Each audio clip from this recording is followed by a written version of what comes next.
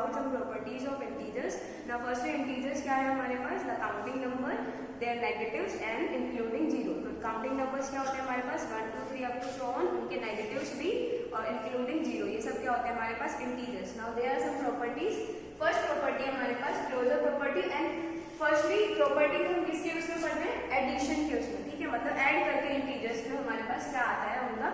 तो फर्स्ट है closure property. Closure property is the sum of two integer. The sum of two integers is always an integer. तो अगर हम दो integers का सम करते हैं तो क्या होगा, हमेशा रिजल्टेंट क्या आएगा, इंटीजर ही होगा, ठीक है. फॉर एग्जांपल इन्होंने लिया 35 प्लस -12, ठीक है, 35 प्लस और -12. सो ब्रैकेट मतलब क्या होता है, multiply and plus sign, multiply with minus क्या हो जाएगा हमारे पास, minus. So 35 minus. Now as I already told you that if we have different signs, for example यहाँ पे 35 के आगे क्या है, प्लस साइन एंड माइनस. तो वैल्यूज का क्या होता है, subtraction and sign will be of that will be at the front of the greater value, ठीक है. जो भी बड़ी वैल्यू के आगे साइन होता है वही हमारे पास क्या होता है, रिजल्ट वाले साइन, रिजल्ट में वैल्यू के आगे होता है. तो 35 माइनस 12 हमारे पास क्या हो गया, 23, ठीक है. और बड़ी वैल्यू क्या है 35, उसके आगे साइन है प्लस, तो यहाँ क्या होगा आंसर 23. तो हमने इंटीजर्स दो लिए थे, एक 35 का और एक क्या लिया है, -12, और दोनों का क्या करा है, एडिशन. सो इंटीजर हमारे पास क्या है 23. तो ऐड करने के बाद हमारे पास क्या है, इंटीजर ही आया है जो कि प्लस में हमारे पास वैल्यू.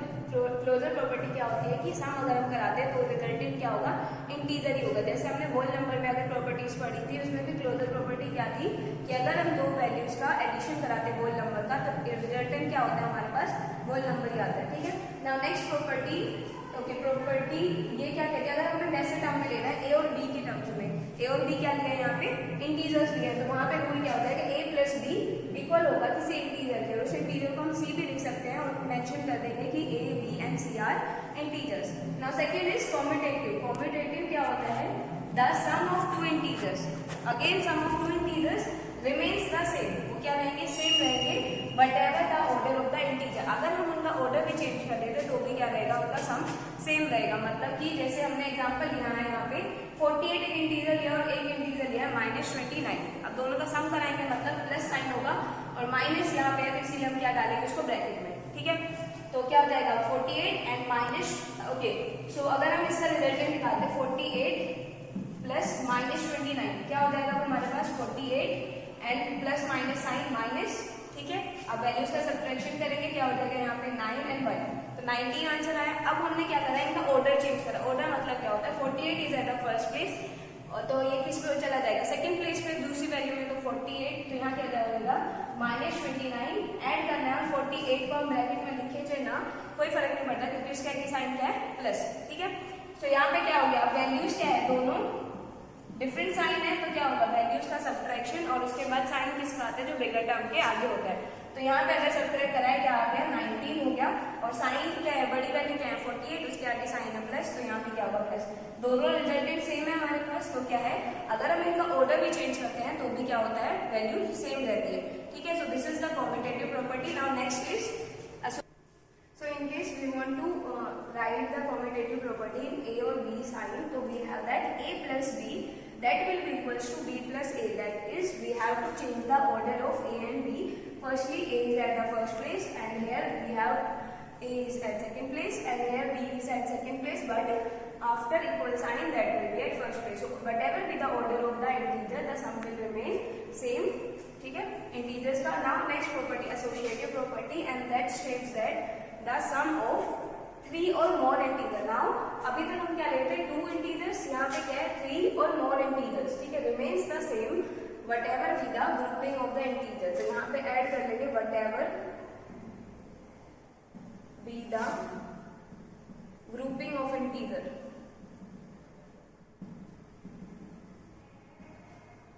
उनके इंटीजर्स की ग्रुपिंग चाहे कुछ भी हो, उनका क्या रहेगा, सम हमेशा सेम रहेगा. फॉर एग्जांपल हमने यहाँ पे 3 इंटीजर्स लिए -20. For example here we have 3 integers -28, 16 and -35.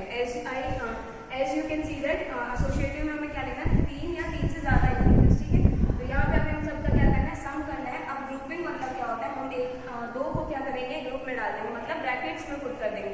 और according to BODMAS rule we have to solve the bracket first and then addition और सब्ट्रैक्शन, जो भी हमारे पास रूल्स होते हैं उसके अकॉर्डिंग। तो फर्स्टली क्या है, हमने यहाँ पे -28 बाहर लिखा है और प्लस ग्रुपिंग में किसको कर दिया, बाकी दो इंटीजर्स को ग्रुपिंग में कर दिया, ठीक है। तो firstly we have to solve the bracket integers. So यहाँ पे क्या हो जाएगा 16 और प्लस माइनस साइन क्या हो जाएगा, मल्टीप्लाई करके -35 और ब्रैकेट हो जाएगा।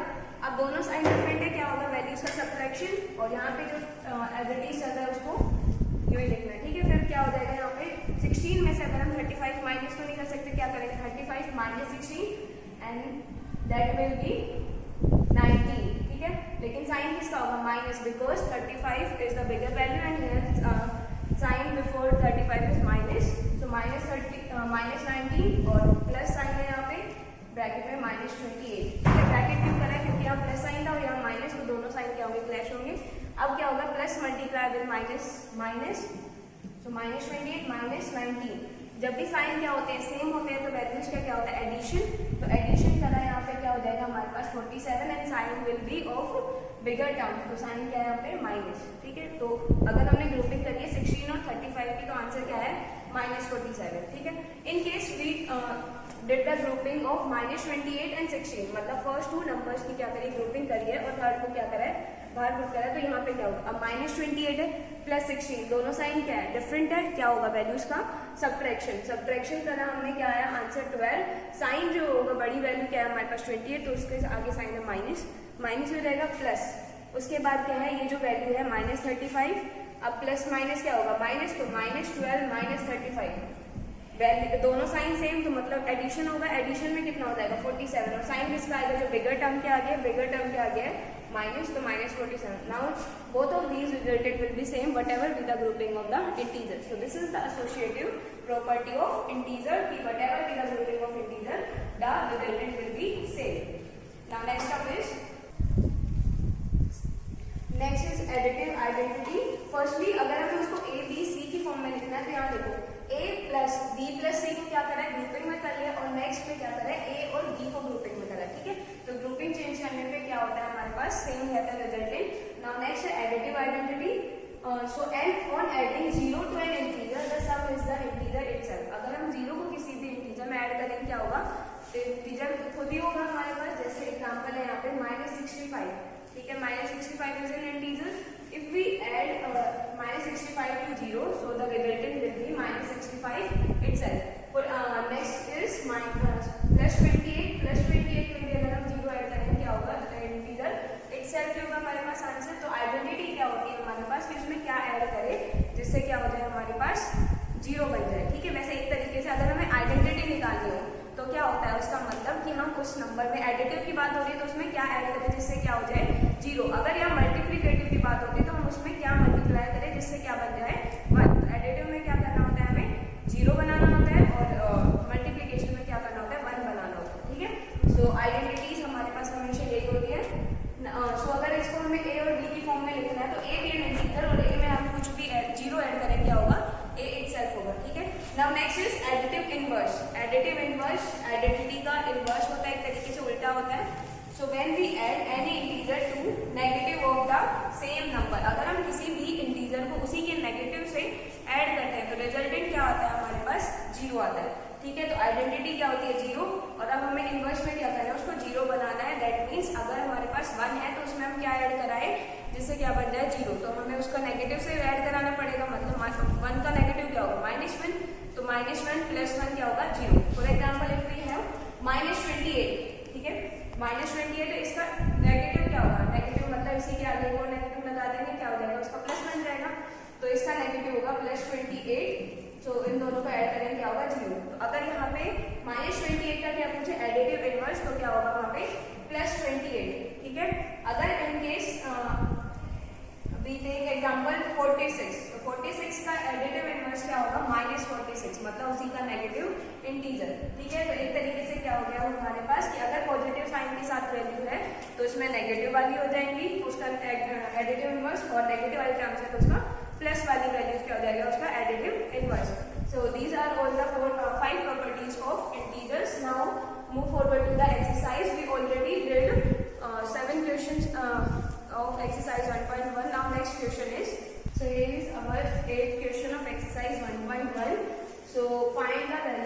following in which we have to find the values. We have solved the values for these questions. So first is 53 plus minus 42 minus 29 and plus minus 11. So we have to make the pairs of 2 and then solve them. So 53 plus multiply with minus is minus. So minus 42. Next is minus and minus. Minus multiply with minus is plus. Plus sign and value is 29. Next is plus multiply with minus is minus 11. ठीक है, तो अब हम क्या करेंगे, यहाँ पे दो वैल्यूज को सॉल्व करेंगे. तो 53 माइनस 42 क्या हो जाएगा हमारे पास, साइन डिफरेंट है तो क्या होगा, सब्ट्रैक्शन होगा. और साइन किसका आएगा, जो बिगर टर्म के आगे है. तो सब्ट्रैक्ट करा हमारे पास आंसर आ गया 11 और 53 is a bigger term. Now plus sign. ठीक है, प्लस साइन के बाद अब हमें इनको सॉल्व करना है. तो 29 माइनस 11 क्या हो जाएगा हमारे पास 18. Now both of these terms will be of plus sign, so we have to add these numbers. So 18 plus 11 is 29. So answer क्या आ गया यहाँ पे 29. So यहाँ पे क्या करें, अगर हमारे पास 4 टर्म्स है तो हमें दो के पेयर शो करें. ठीक है, now next is minus 100. So minus 100 plus 47. ठीक है, plus minus minus. So minus 29 minus minus क्या हो जाएगा प्लस. ठीक है, so plus 33.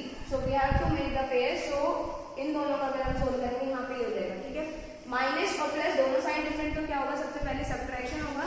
तो माइनस 100 में से 47 माइनस करा क्या होगा हमारे पास 53 एंड साइन किसका होगा, बिगर टर्म का आगे क्या है minus.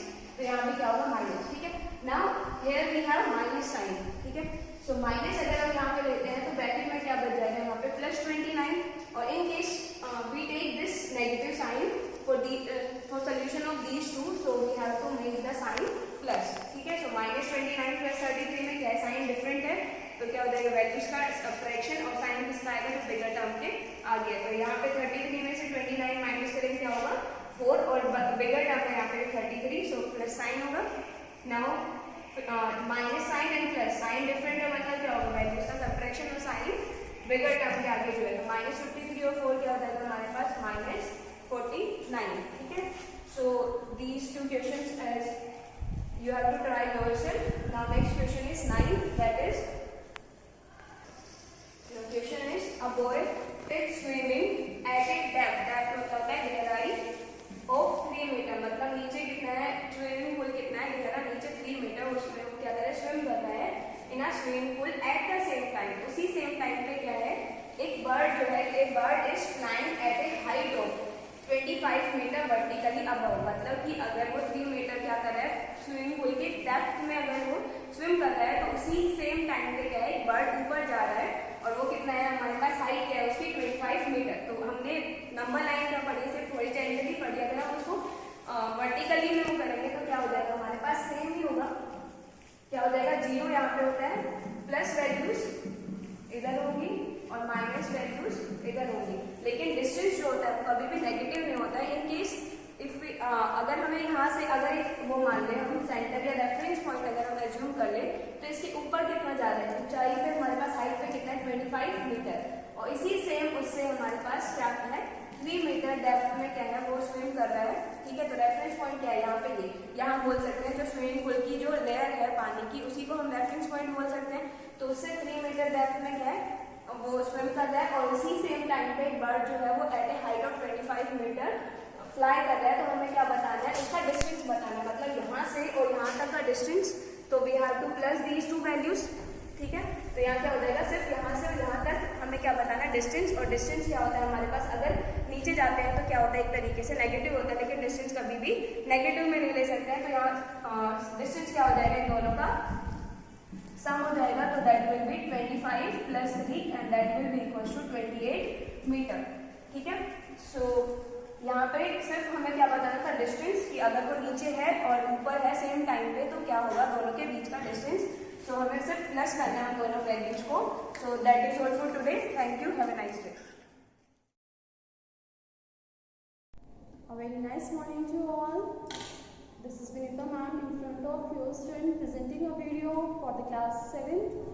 And as you know that in our today's upcoming videos we are going to revise about syllabus content. So in this video we will revise the chapter first. In our previous video I have told you few topics that were the heterotrophic nutrition mode. The first one was your parasitic and the second one was your saprophytic. In today's video we will discuss the insectivorous and the symbiotic relationship between the organisms. So students, let's start our content. The first is insectivorous nutrition or insectivorous plants that feed on the insect. Some green plants which grow in nitrogen deficient soil have adapted to a very unique mode of nutrition. Students, this is a unique mode of nutrition to fulfill their nitrogen requirement. Students, insectivorous nutrition जो है इसमें क्या होता है, जो insects होते हैं वो अपनी बॉडी में नाइट्रोजन की क्वांटिटी को, उनकी रिक्वायरमेंट को फुलफिल करने के लिए they feed on the insects. They derive their nutrition, they derive their nitrogen requirement from the insects who are having rich of nitrogen. So it is a very unique method or very unique kind of or mode of nutrition. इसमें क्या होता है student, वो plants जो कि nitrogen deficient soil में, जिस soil में नाइट्रोजन की अमाउंट कम होती है वहाँ पर ग्रो होते हैं, उस वो ऑर्गेनिजम्स, वो प्लांट इंसेक्ट से न्यूट्रिशन को डेराइव करते हैं. That is counted in the insectivorous nutrition. They have modified some of their body parts to trap and digest insects for the nitrogen nutrition. Student, वो अपनी बॉडी को इस तरीके से मॉडिफाई कर लेते हैं, इस तरीके से कन्वर्ट कर लेते हैं कि जिससे कि वो उस इंसेक्ट को अपने आप ट्रैप कर सकें एंड प्लस में उसकी बॉडी का जितना भी नाइट्रोजनियस अमाउंट है उसको वो डाइजेस्ट कर सके. Such plants are called insectivorous plant. उस टाइप के प्लांट्स को हम इंसेक्टिवोरस प्लांट्स कहते हैं. For example pitcher plant, Venus flytrap, daggerwood, etc. Some of the examples are mentioned here. I will explain you about the pitcher plant that you will see in the diagram.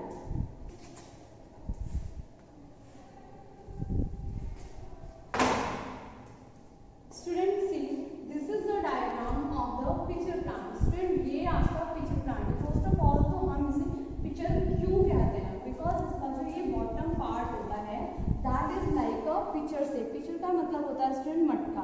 मटके के आकार में होता है ये इसका जो पार्ट होता है. that's why we call it the pitcher plant. ये जो है आपका देख सकते हैं आप, this is the leaf. ये ढक्कन की तरह, lid की तरह, this leaf acts as the lid for this pitcher plant. ये जब क्या होता है कोई भी इंसेक्ट इसके पास आता है तो वो उसको कवर अप करने के लिए होता है. सो लेट्स डिस्कस द मतलब किस तरीके से इंसेक्ट इसके अंदर ट्रैप होता है. How the pitcher plant trap the insect and digest it. Firstly क्या होता है, सपोज दैट कोई भी इंसेक्ट है, आप देख सकते हो, सपोज दैट कोई भी इंसेक्ट उड़ता हुआ इसके पास आ रहा है. जब वो insect, when the insect came and sit on the this part of the plant. See student, pitcher plant have ये क्या करता है, आपका जो पिचर प्लांट होता है एक फ्रेगरेंस रिलीज करता है. They release the fragrance to attract the insect. When the insect get attracted toward the pitcher plant, it get sit on that mouth of the pitcher plant. यहाँ पर बैठने के बाद क्या होता है student, it has a sticky material. इस क्या होता है, यहाँ पर क्या होता है, स्टिकी मटेरियल होता है. जैसे वो इंसेक्ट यहाँ पर बैठता है वो उसकी मटेरियल से, उस स्टिकी सब्सटेंस से चिपक जाता है. आफ्टर दैट उसको स्लोली इनसाइड पास आउट करता है, इसके अंदर पास आउट करता है वो. एंड देन जैसे ही वो इंसेक्ट बैठता है ये लिड अपने आप ढक देता है इसको. फिर वो इंसेक्ट स्लाइड होकर के नीचे आता है. And after here it camps, यहाँ पर उसमें से जो ये पिचर प्लांट है इसके अंदर कुछ हेयरी लाइक स्ट्रक्चर होते हैं, वो उसमें से सारे न्यूट्रिएंट्स को एब्सॉर्ब कर लेते हैं, उसका डाइजेस्ट कर लेते हैं जितना भी नाइट्रोजन होता है उसको ले करके, एंड देन उसको फिर से रिलीज कर देते हैं, वो डेड बॉडीज छोड़ देते हैं. Now next is your Venus flytrap. Now how it acts.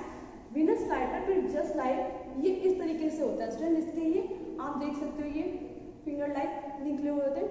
Then ये क्या करता है, जैसे कोई इंसेक्ट इसके पास आता है ये भी इसको इस तरीके से कवर अप कर लेते हैं. इस तरीके से कवर अप करने के बाद वो उस इंसेक्ट को अपनी ही बॉडी के अंदर डाइजेस्ट कर लेते हैं. उसमें से जितना भी न्यूट्रिएंट होता है, नाइट्रोजनस अमाउंट होता है, वो सारा एब्जॉर्ब उसको रिलीज कर देते हैं। तो these were your insectivorous plants that gain their nitrogenous amount from the insect.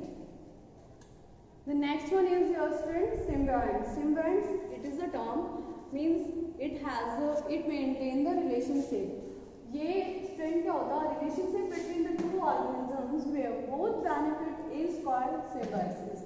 Such organisms are called symbionts. Student symbionts जो वर्ड है वो उन ऑर्गेनिजम्स के लिए डेडिकेट करता है, उन ऑर्गेनिजम्स के लिए डोनेट करता है जो कि एक दूसरे से म्यूचुअली बेनिफिट लेते हैं. और रिलेशनशिप को हम क्या बोलते हैं? Symbiosis. Symbiosis is a term in which maintain a relationship between these two organisms. So next the association they have is called the symbiotic relationship. और उस relationship को हम क्या बोलते हैं? symbiotic relationship. Student symbiotic relationship और symbiotic जो plants होते हैं, organisms होते हैं, उसमें देखिए क्या होता है? Which is ये आपको example show कर रहा है. This was that is the symbiotic plants mode of nutrition के बारे में था. Symbiotic mode of nutrition is that mode of nutrition in which the two organisms are mutually benefited from each other. वो किस तरीके से एक दूसरे के ऊपर डिपेंड करते हैं, फीड करते हैं, उनसे न्यूट्रिएंट्स लेते हैं. That term is known as the symbiotic relationship or symbiotic plants. वो उसके अंदर काम करते हैं. Examples में student lichens is an example of such an association between two organisms, that is algae, that is autotroph, and fungi, that is saprophyte. The green algae prepares the food. The fungi absorb water and minerals, salt to supply to the algae. Students see, lichens जो है वो to organisms को combine होकर के बनता है. आपने देखा होगा कई बार जो प्लांट्स होते हैं उनके ऊपर कुछ इस तरीके का मटेरियल लगा हुआ होता है. वो ऐसा मटेरियल जो कि कुछ लेयरी सा आपको दिखाई देता है, मशरूम टाइप होता है. स्ट्रक्चर आपको डायग्राम में you can see it in your book. ये इस तरीके का कुछ एग्जांपल पिक होती है उसकी, और इस तरीके से लेयर्स बने हुए होते हैं उसमें से. This is the combination of the algae and fungi. इन दोनों ऑर्गेनिजम्स का कॉम्बिनेशन होता है. स्टूडेंट क्या करते हैं? ये एक दूसरे के ऊपर फीड करते हैं. As you know that algae is an autotroph. Autotrophs are those organisms who prepare their food for themselves and for other. Okay? तो algae क्या होता है? वो अपने लिए फूड प्रिपेयर करते हैं, प्लस में दूसरे भी उससे डेराइव करते हैं. But the fungi, that is the saprophytic. Fungi feeds on the dead and decaying matter. तो ये dead and decaying matter के ऊपर रहते हैं, वहाँ से water and minerals लेते हैं. Green plants जो है ये फूड प्रिपेयर करते हैं. Fungi water and mineral salt लेता है, तो ये एक दूसरे से एक्सचेंज करते हैं. एल्गी को वाटर एंड मिनरल्स चाहिए तो फंगी उससे वाटर मिनरल दे देता है, एंड एल्गी फूड प्रिपेयर करके वो फंगी को दे देता है. Then they both are interdependent on each other. ये एक दूसरे के ऊपर डिपेंडेंसी शो करते हैं. That process is known as the symbiotic relationship. Okay student. The next is student, certain fungi live the roots of the trees. देखिए student क्या होता है, कुछ जो हमारे फंगी होते हैं वो रूट ऑफ द ट्रीज के वहाँ पर रहते हैं. क्यों? क्योंकि वहाँ पर water and minerals good quantity में उन्हें मिल जाता है. दैट्स व्हाई दे फीड और they live on the root nodules. The tree provides nutrient to the fungi. और देन वो क्या करते हैं? You can see the symbiotic relationship in this diagram. यहाँ पे आप देख सकते हो, ये जो भी आपका प्लांट आपको दिखाई दे रहा है ये हमारा ट्री है, ये प्लांट है. एंड ये फंगी जो है इसके रूट नोडल्स पे या इसके स्टेम वगैरह पे रहता है. वहाँ से इस प्लांट से वो वाटर एंड मिनरल्स डेराइव करता है, एंड देन वो एल्गी को प्रोवाइड करता है. और एल्गी क्या करता है? ये ग्रीन कलर का जो पार्ट आपको दिखाई दे रहा है, this is your algae, and algae prepare the food for the fungi. So in this way they exchange there food items from different organisms. Okay, now in return the fungi क्या करता है? nutrients provide कर देता है किसको? soil को. तो इस तरीके tree को इस तरीके से ये दोनों एक दूसरे के ऊपर mutually benefited होते हैं. The next is, now see student, how the next topic is how the nutrients replenish in the soil.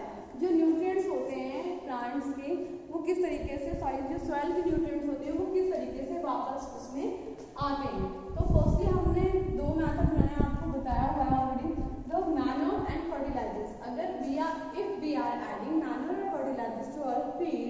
then it enhances the productivity of the plant also, and it also increase the fertility of the soil. So student, plants जो हैं they get the material benefit from the this is mineral nutrients from the soil. In plants crop are grown continuously year after year, the soil loses its fertility and becomes poorer in nutrients. Student, as you know that if we are growing continuously crop to our field, then it decrease the fertility of the soil. तो उससे fertility खत्म हो जाती है. So to improve the fertility of our field, we have to add some manner of fertilizers to the field that required according to their amount, according to their requirement. उनके according हमें field में manure and fertilizers add करना पड़ता है. And farmers apply the manure and fertilizers to their field to enrich the fertility of the soil. This is the manure. Manure is an organic material that is also that can be prepared in the domestic. ये आप घर पे means घर पे in based product जो होते हैं हमारे, जैसे वेजिटेबल पील्स हो गया, हमारा हाउस होल्ड वेस्ट हो गया, मतलब प्लास्टिक और इन सबको नहीं काउंट करना है, पेपर वगैरह को काउंट कर सकते हैं. एंड जो मैन्योर्स में क्या आता है स्टूडेंट, काउ डंग वगैरह जो भी होते हैं, काउ मीन्स जो एनिमल वेस्ट होता है उसको यूज करके, हाउस होल्ड की कुछ एक्टिविटीज का जो वेस्ट होता है उसको यूज करके हम ये प्रिपेयर कर सकते हैं. And the fertilizers are the chemical that are prepared in the factories.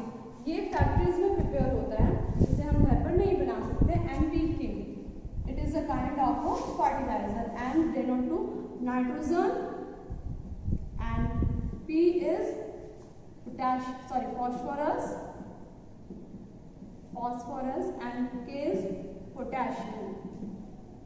So student, NPK is a kind of fertilizers. और मैन्योर में आप जो एनिमल वेस्ट होता है, ह्यूमन एक्सक्रीटा होता है, ये सारा हमारा मैन्योर के अंदर काउंट होता है. Okay, then these all are the method through which we can we can enrich the fertility of the soil.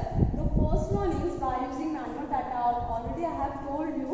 If we are adding manure to our field, that it increase the productivity and increase the fertility of the soil. The next one is by applying fertilizer. Fertilizer also act as the manure, मतलब manure की तरह काम करता है, but it is not a manure, because manure is an organic material and it is an inorganic होता है. And sometimes if we are adding a lot of fertilizers to our field, तो हमारी जो क्रॉप यील्ड को बढ़ाने के लिए, but इससे क्या होता है स्टूडेंट, आप कह सकते हो जो सॉइल की फर्टिलिटी तो नहीं, उसके जो न्यूट्रिएंट्स होते हैं वो भी डैमेज हो जाते हैं, बिकॉज जो सॉइल के अंदर माइक्रो ऑर्गेनिजम्स होते हैं वो डेड होने लगते हैं, बिकॉज ये केमिकली प्रिपेयर्ड होता है. That's why.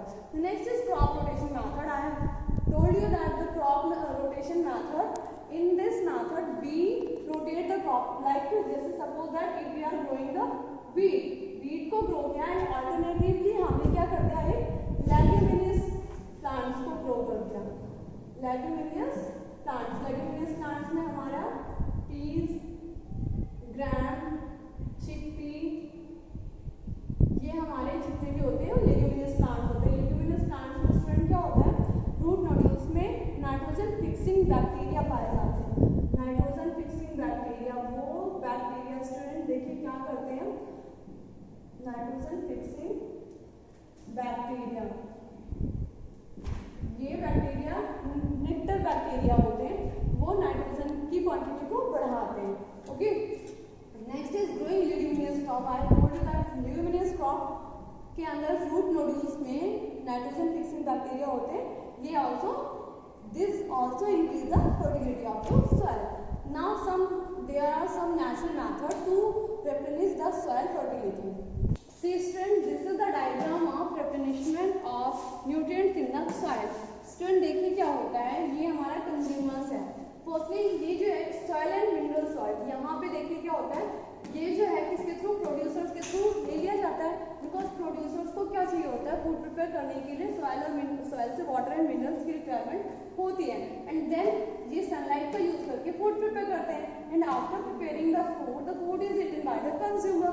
Consumer is the person और the organism who consume the food prepared by the producers. Producers के through food prepare में किया गया वो जो होता है वो कंज्यूमर्स उसे कंज्यूम करते हैं. Like our heterotrophs, you can say that they also are counted in the consumer, like herbivorous animal, carnivorous, omnivorous, these all are the consumers. ये कंज्यूम करते हैं. आफ्टर दैट द कंज्यूमर, जब consumer dies हो जाते हैं, student death हो जाती है उनकी, देन जो हमारे सॉइल के अंदर डिकम्पोजर्स प्रेजेंट होते हैं, that is bacteria and fungi. They feed on the consumers dead bodies. वो कंज्यूमर्स डेड बॉडीज के ऊपर फीड करते हैं एंड आफ्टर दैट दे उसमें से न्यूट्रिएंट्स को लेते हैं और वो न्यूट्रिएंट्स दोबारा से फंगी बैक्टीरिया रिप्लेनिश कर देते हैं सॉइल में. तो इस तरीके से प्रोड्यूसर्स की भी जब डेथ हो जाती है, सेम उस पर भी डिकम्पोजर्स फीड करते हैं और उसमें से जो न्यूट्रिएंट्स होता है उसको वापस से सॉइल में रिप्लेनिश करते हैं. दिस साइकिल कंटिन्यूज हमेशा ही चलता रहता है. तो इस तरीके से सॉइल के अंदर जो फर्टिलिटी होती है, न्यूट्रिएंट्स जो होते हैं वो रिप्लेनिश होते रहते हैं, अपने आप ही दोबारा बनते रहते हैं. Okay student, so I think all the content you got understand through this video, whatever I have taught you in this class. So student, you have to do the exercise book work in your pen notebook. This is your today's homework. You have to learn it, you have to revise it, and that's all for today. Goodbye student.